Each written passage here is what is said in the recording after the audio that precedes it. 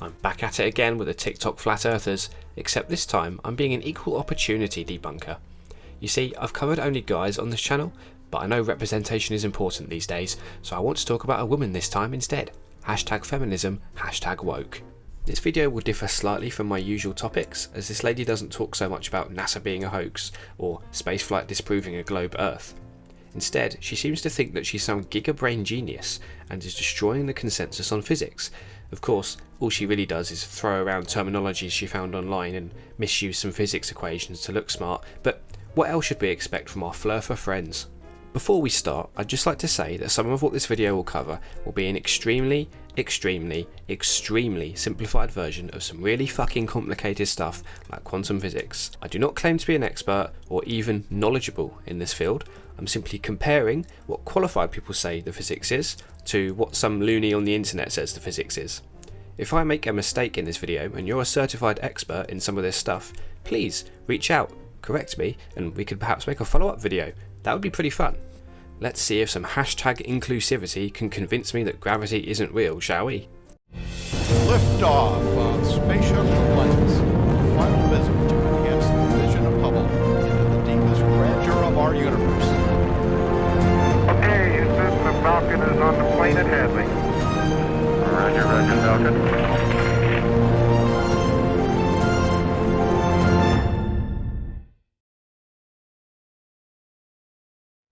I have really upset a lot of people, and I don't understand why, because I'm just a silly little girl that doesn't know anything about physics. I admit it, I'm stupid, okay? Yep, off to a good start with this one. Let's just say that, and let's just say I'm a student, and I'm asking questions, but see, when I posted this video, I didn't get people going, oh, sweetheart, no, you're wrong because this, and this, you know. No, what I got was attacked. And people called me stupid, idiot, ridiculous. I have no grasp of physics, which I told them. I mean, I'm not a physics professor. We'll just put it that way. But I do understand some pretty basic concepts. Well, those comments are very mean. I'm sure you do understand some basic physics concepts. You can't possibly fuck this up, right? So to recap, what I'm saying is that a magnet or magnetic field is 0-point energy. There's no energy going into it or coming out of it. You don't have any steam coming off of it, no heat, right? Oh, so we are fucking this up. I don't know where she came across the term 0-point energy, but she flings it around as if she's an authority on it, despite demonstrating she doesn't seem to grasp what it is. So, what is 0-point energy? Well, the basic idea is, at absolute zero, quantum systems, things such as molecules, atoms and subatomic particles, retain some form of energy at their lowest state. So, they retain some energy. Well, why is this? Well, you may have heard of the Heisenberg uncertainty principle. Heisenberg. You're goddamn right. It's the idea that you cannot exactly measure certain pairs of physical properties in a quantum system. An example would be the exact position and momentum of a particle. To know one, the other must be more uncertain. It's important to remember that the uncertainty principle is not a restriction of how we measure things, it is inherent to quantum objects. Even if we could measure quantum objects without interacting with them, the uncertainty principle would still remain true. It is this principle that explains 0-point energy. A quantum system cannot be truly at rest, as we would know its exact position and momentum, and therefore would violate the uncertainty principle. As such, a quantum system retains some energy at absolute zero. It's a lot to try and wrap your head around, but I hope that made some sense. All this just for me to say that I think she's just not understanding what 0-point energy is. I honestly think what's happened here is she heard the words zero and energy and assumed that it meant a thing has no energy. Words and phrases have definitions, and in science they are strict definitions. Maybe read a bit before thinking you know what it means? It's 0 points. And when you plug that into E = mc squared, you get zero energy. Yeah, my assumption was correct. She thinks that 0-point energy means that a system retains no energy, which we've just shown isn't possible. 0-point energy means the lowest possible energetic state, not zero energy. You get zero energy equals mass times a constant, which I've posted as the constant is the speed of light. So 3 times 10 to the 8th power times mass has to equal 0.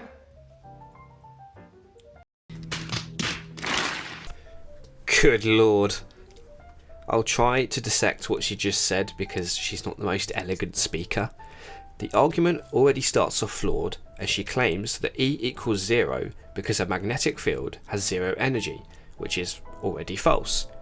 She continues to say that because a mass multiplied by c, the speed of light, does not equal 0, E equals mc squared is wrong.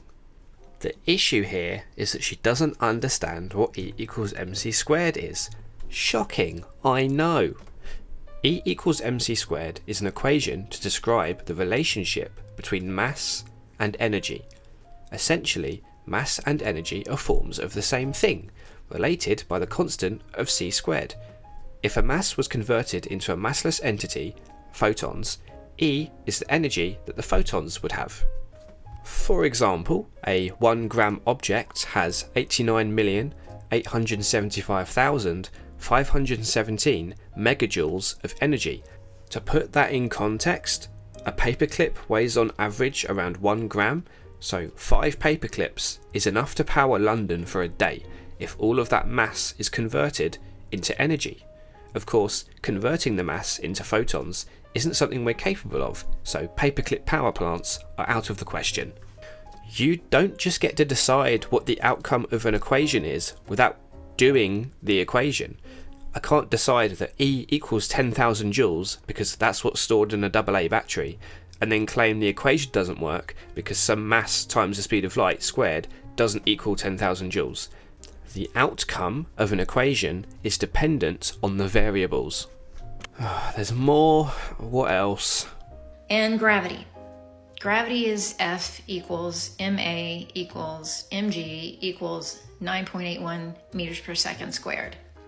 F equals mass acceleration times mass in gravity, and that's equal to 9.81 meters per second squared. And I didn't make that up. That's really smart physics people did that. So plug in F for gravity, which is what? 0 times 0 equals 9.81 meters per second squared. Because there is no mass acceleration or mass and gravity in a magnetic field, right? This is honestly hard to watch. So her argument here is that gravity isn't real because there's, quote, no mass acceleration or mass in gravity in a magnetic field. Apart from the phrases mass acceleration and mass in gravity making little to no sense, you don't seem to understand what a magnetic field is. I'll do my best to help you. A magnetic field is generated by moving an electric charge. This is because a moving electric charge has a distorted electric field when compared to a stationary electric charge. This distortion causes the appearance of a magnetic force, which is actually an electric force observed from a different reference frame. A magnetic field helps us to measure the magnitude and direction of this magnetic force. You can thank special relativity for that. It's quite mind-bending, so I'd like to draw your attention to ScienceClic's video about electromagnetism. It's a fantastic video and explains electric fields, magnetic fields, and why we combined electric and magnetic phenomenon into electromagnetism. Cheers, ScienceClic! So, my question is, what part of what I described stops gravity from acting on an object in a magnetic field? The answer is obviously there is nothing stopping it. In fact, there's a classic experiment you could do with a copper pipe and a magnet that demonstrates that gravity still affects objects in a magnetic field. Check this out. Okay, we're going, yeah. Wow. Do that again. That's pretty neat. You can see that the falling magnet slows as it falls through the pipe due to Lenz's law. The magnet induces a current in the tube, which in turn produces a secondary magnetic field that resists the field of the magnet. As such, the magnet feels a resistant force and falls more slowly. It still falls though, as the gravitational pull is strong enough to overcome the resistant force. The law of thermodynamics says that matter can only be converted, not created or destroyed. So The laws of thermodynamics, entropy, and that law is not working out when it comes to a magnetic field, because a magnetic field has no entropy. It doesn't decay. It's not radioactive. We're not talking about radioactive material. We're talking about an electromagnetic field, which is not produced by something solid. It can be produced by a plasma field. Am I wrong? You're wrong, and you're a grotesquely ugly freak. Thanks. Yes, you are wrong. This video is going to be too educational. I just wanted to have fun. Firstly, she doesn't even bother explaining how the first law of thermodynamics is wrong, so that's great. A magnetic field doesn't quote decay because it is intrinsic to moving charges. Fundamental particles, like electrons, carry charge, and as such, a moving electron generates a tiny magnetic field. An electron cannot decay any further because it is a fundamental particle. Magnetic fields all over the universe simply shift over time depending on the behaviour of moving charges. Secondly, yes, plasma can generate a magnetic field. Plasma is a state of matter which is comprised of a large portion of charged particles in any combination of electrons or ions. As I mentioned previously, a moving charge generates a magnetic field. Plasma contains a lot of moving charged particles and so generates magnetic fields. If a magnetic object or plasma field decays or dissipates, the charged particles, such as the electrons or protons that comprise that material, will carry their magnetic fields away with them, so there won't be any main large magnetic field left that we can observe with macroscopic objects. But for all you people out there who don't have a grasp of physics at all, these are the questions that you should be asking. But these are the questions that people attack you for and ridicule you for, and that's why people don't ask questions. You don't have a grasp of physics. Your questions are based on a false premise. And let's be clear here too. You don't ask questions to learn. You don't ask questions because you want to understand the world around you better. You ask questions because you have a preconceived worldview based on bullshit, and you're trying to justify it to yourself by misinterpreting and misrepresenting actual real evidence. You create a false premise to make physics look like it doesn't work, and then claim, I'm just asking questions, bro. But what this is telling you right here is that an electromagnetic field is very special. And the shape of the EM field is a torus field. And when you have a torus field, which is like an apple shape, at the bottom of that field is the densest part where matter is compressed into a flat plane. And that is how water remains flat and level, because it's contained within that system. You never ask questions about your own model, do you? You never perform experiments, or measure things, or use the predictive power of science to verify your claims. You just babble and believe. Your evidence is literally, it looks like a shape that I like, therefore real. It's an enclosed system, so it's like a terrarium, but it can exist on a much higher vibratory frequency than just the low vibratory density that we experience as the material world. Lots of goo goo gaga baby babble here. There are different states of matter, right? There's water, gases, right? What we call solid, which is really not solid, because atoms are mostly space, according to scientists. Not me. I didn't say that. Scientists say that. And so they're just confirming what I already know intuitively, which is that everything is waves. Have you heard of wave-particle duality? It's pretty cool, and it's measurable. This little bit of information right here is confirming that gravity is not what they say it is. Gravity is exactly what we say it is. We can measure it, predict with it, and what would you know, it predicts exactly right every time. We live in a very special environment, and it has to do with the flat earth theory, but so many people don't understand what a torus field is. They don't understand how electromagnetic fields work because they're not really taught that in school. You're not really taught the truth about magnets. I don't know what the Americans are doing over there, but I was taught electromagnetism in school. I did A-level physics and we covered electromagnetism. We even did repeatable experiments on aspects of it. A lot of the technology we use today, such as computers and radios, make use of our knowledge of electromagnetism. If our knowledge was wrong, why would these things work, and why would our experiments be repeatable? Also, stop conflating electromagnetic and magnetic fields. A magnetic field is one component of an electromagnetic field, the other component, of course, being the electric field. You don't even have a consistency with scientific terminology, which means you don't know what you're talking about. This is the Holy Grail. It is the shape of an atom. It is the model of the flat plane world, because you can see where the flat plane would be inside of the core, around the core of this Taurus field.